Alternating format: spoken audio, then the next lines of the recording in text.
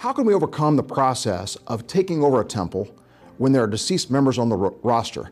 That's the exact question. I think what they're saying is, what do we need to do if, in fact, we find out there are folks that aren't alive that are still on the membership roster?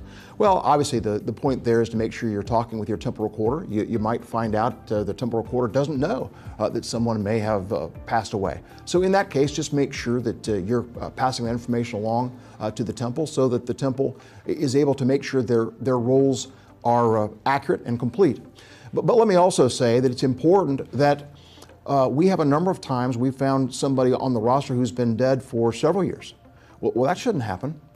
There ought to be somebody who's saying, hey, happy birthday, or how you doing? At the point where we find out years later that someone has passed away, I would suggest we've failed in our fraternal mission of being the kind of brothers that we want to be, and to have the Shrine organization be what we want it to be. So again, whether it's your Blue Lodge, whether it's Scottish Rite, York Rite, Shrine, let's make sure we're checking on one another and saying, how you doing? Or happy birthday. But in terms of handling the roles, make sure you pass the information along to the temple recorder so that that person can make sure that that's handled.